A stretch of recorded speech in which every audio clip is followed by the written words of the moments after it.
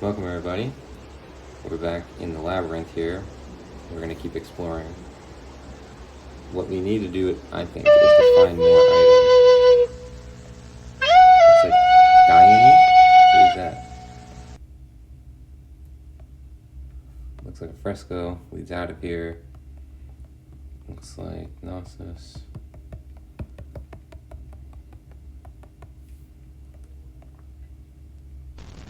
Who are you?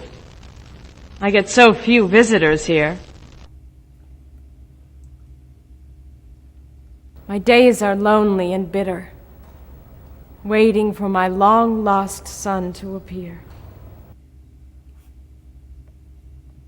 My days are lonely and bitter, waiting for my long-lost son to appear.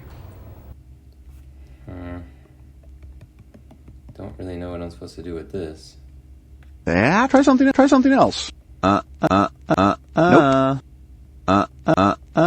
Try something else. Yeah, try something else. Yeah, not that. What does the ring do? I don't know. Let's see the info. Diane. By all means, beware of the monster of the labyrinth, and if the opportunity presents itself, flee for your life. Oh, okay then. Doesn't have anything to help us.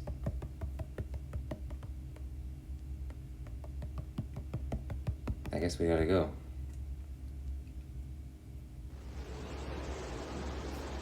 There was one pathway we didn't go down. It's a cool depiction of the labyrinth because I always imagined it being more of like a dungeon. But this is like a really nice set of, rooms and gardens and stuff.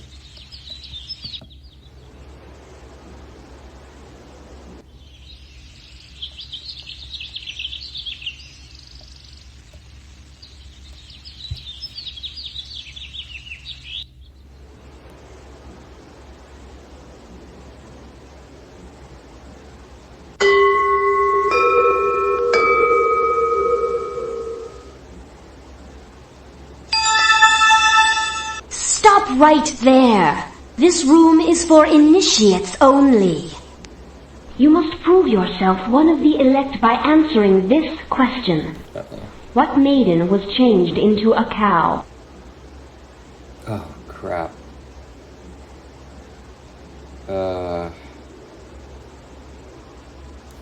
Damn. I know it. It was in, Prometheus Bound. I don't remember her name though. I don't know.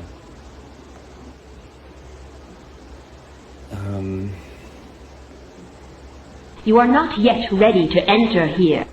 Now, be gone!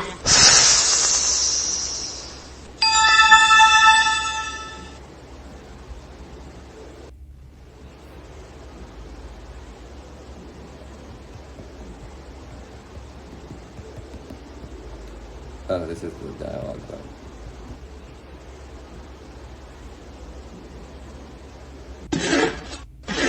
Oh, is this a Daedalus? It has to be. Looks like some plans. Looks like a workshop. Looks like an invention. Looks like a workbench. That gets out of here. Looks like Daedalus.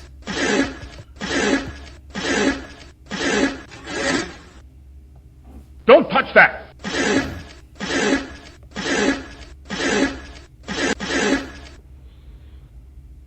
Hold me prisoner, will he? If that fool King Minos thinks he can put one over on me, the great Daedalus, he's got another thing coming. Once these wings are ready, I'm out of here. Now, if I could just get these feathers to stick. Yeah, I wonder, did I need the beeswax before I got here? It can't be like stuck. Nope. That, not that. Not that. That. Try something else. Try something else. Not that. Nope. Nope. Not that. That.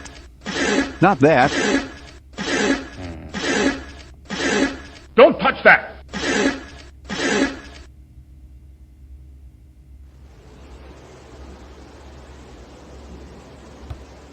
There's gotta be something then. I could have sworn I came from that direction.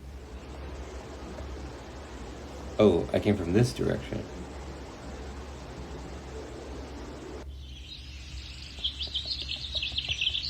So there was a jar in here. Maybe I can grab it with something I got. Oh, the clue.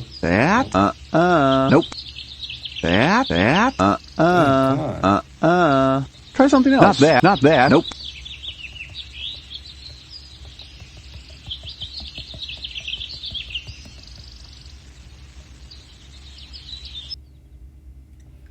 Water, whether for ritual or for domestic purposes, played a central role at Knossos.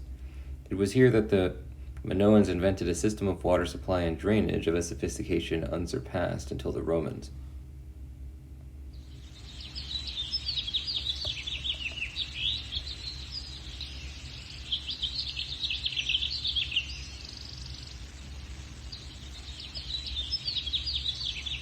So there's no way to go further out this way.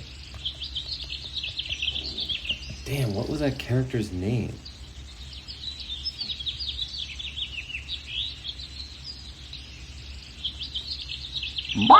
Who's a numbskull?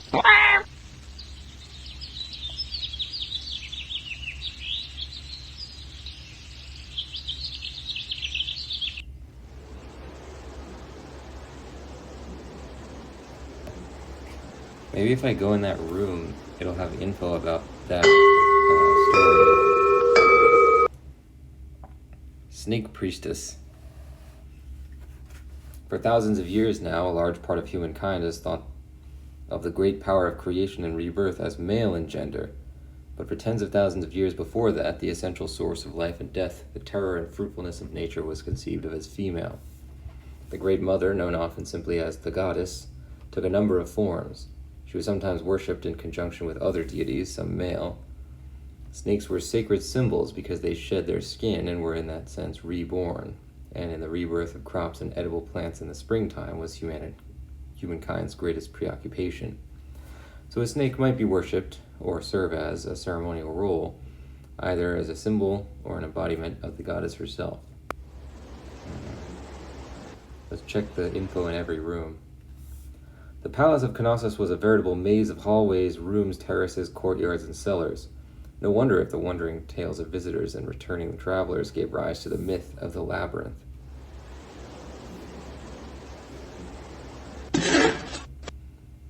Daedalus, or I guess it would be Daedalus, was a renowned craftsman and inventor. Before his time, statues had their arms fixed stiffly to their sides. Daedalus gave them naturalistic poses and some say the power of movement.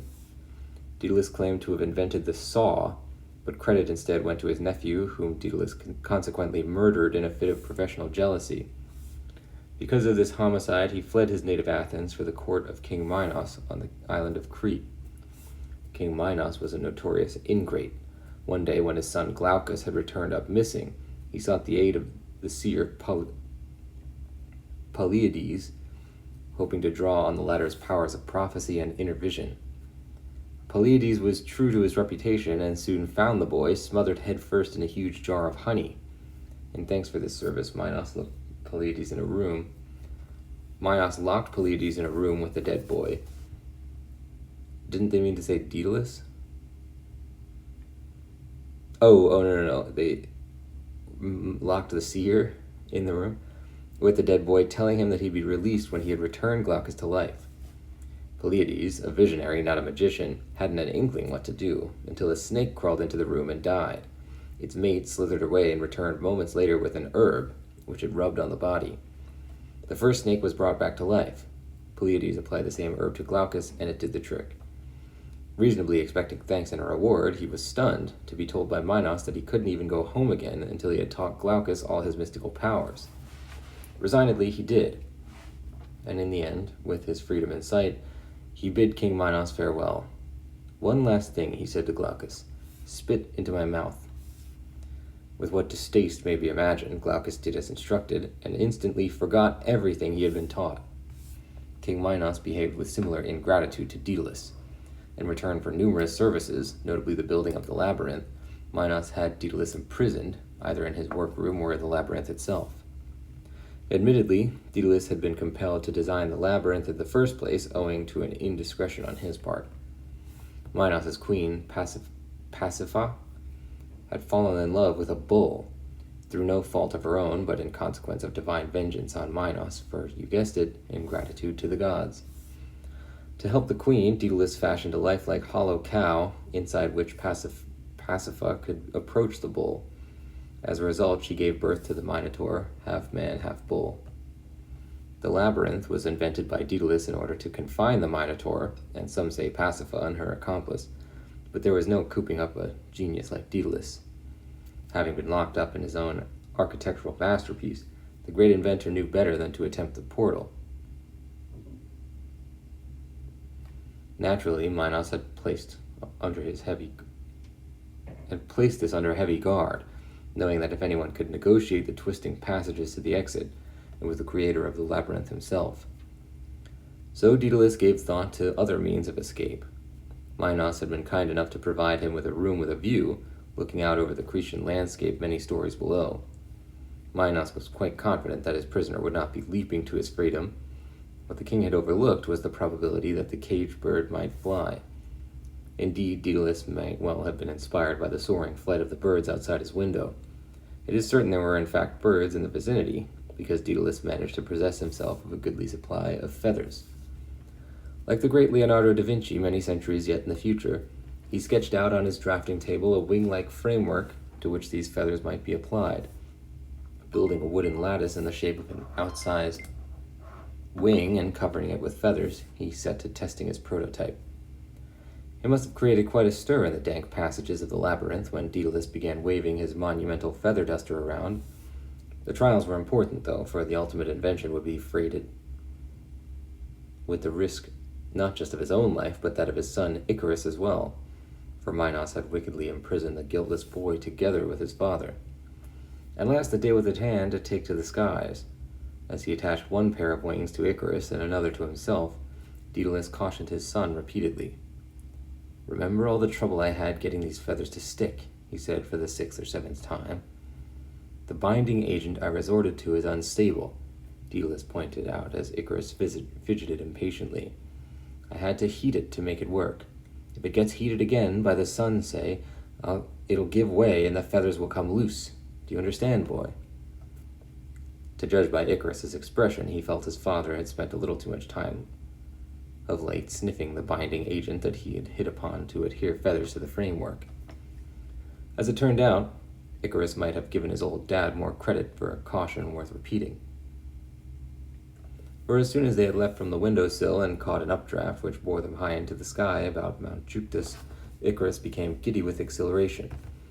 Now he knew what a falcon felt like, dipping and soaring at will. Perhaps with some notion of going down in the annals of aviation with the first high-altitude record, he started flapping with a vengeance. And as he climbed into the thinner air aloft, the sun's proximity began to work as Daedalus had anticipated in his warning. The feathers came loose and Icarus plunged headlong into the sea, which, scant consolation, henceforth bore his name. Geez, that was a long tangent that we really didn't need to know. I guess the people who wrote that just felt like they had to fill in the story of Icarus somewhere.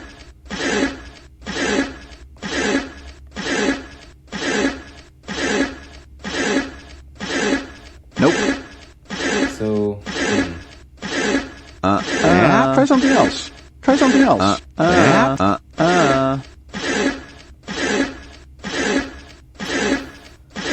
damn, what would we use to... Don't touch that! Hold me prisoner, will he? If that fool King Minos thinks he can put one over on me, the great Daedalus, he's got another thing coming. Once these wings are ready, I'm out of here. Now, if I could just get these feathers to stick.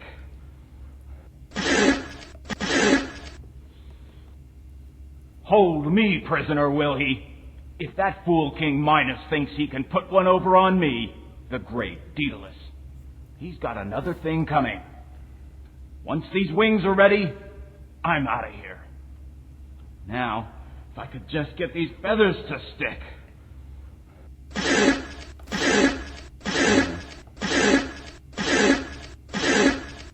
I want to say that we need the honey from the beehive, but I just can't imagine that the game would screw us like that. We never got to the beehive. That?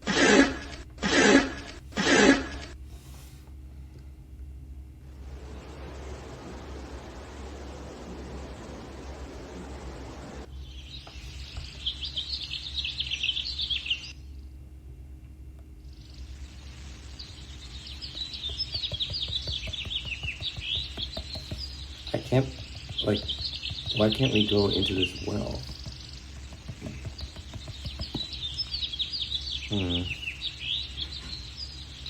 What if we... Try something else. Nope. Not that. Try something else. Try something else. Not that. That. Not that. Not that. Not that.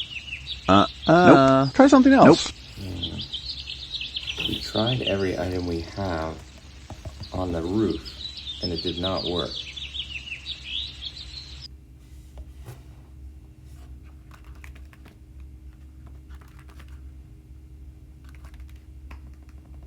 I'll leave it just as a regular thing. Next time we might want to try and get the honey, though.